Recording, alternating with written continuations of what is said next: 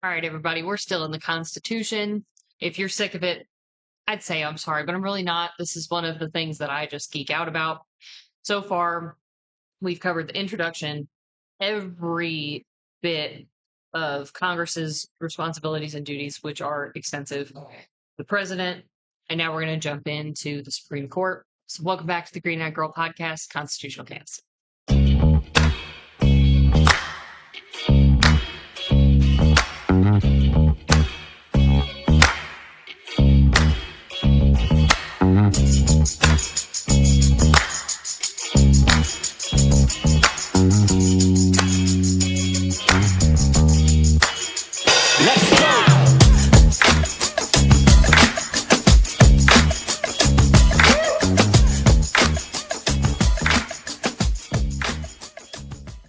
All right, so we're into Article 3, and this is the judicial powers, what we call the Supreme Court. And we're just going to go through this, and if anything jumps out, we'll discuss. I didn't have anything in here that was crazy to me.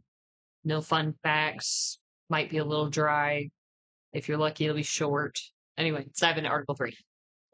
Article 3, Section 1, the judicial power of the United States shall be vested in one Supreme Court, and in such inferior courts as the Congress may from time to time ordain and establish. The judges, both of the Supreme and inferior courts, shall hold their offices during good behavior, and shall, at stated times, receive for their services a compensation, which shall not be diminished during their continuance in office. Which is always fun, because justices stay there forever. Can't never cut their pay. All right, Section 2.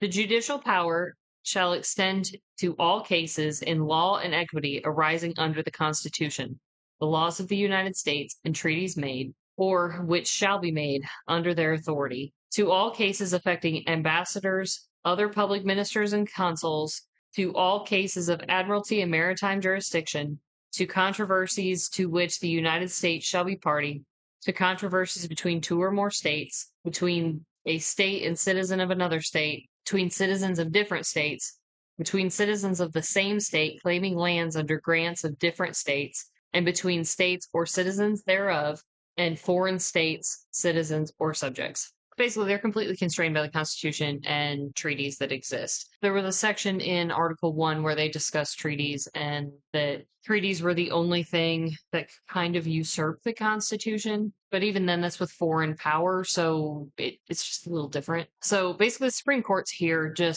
they are the absolute end. So you can appeal and you can go to higher and higher courts, but ultimately, if they make the decision, that's it. Period. End of story. We're done. We're moving on.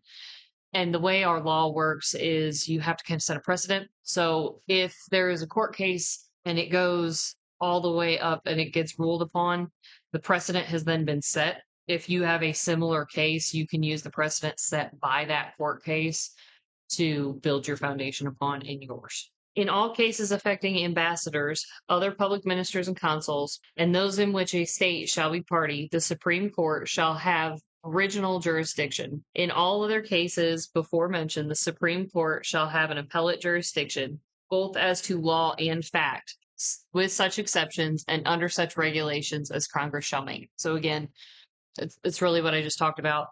It's automatically the Supreme Court is going to be completely in charge in that circumstance. So your states being involved, your ambassadors being involved, your public ministers and consuls being involved, they are the court. Everything else starts at a lower court. That's all they're getting at. The trial of all crimes, except in cases of impeachment, shall be by jury, and such trial shall be held in the state where said crimes shall have been committed.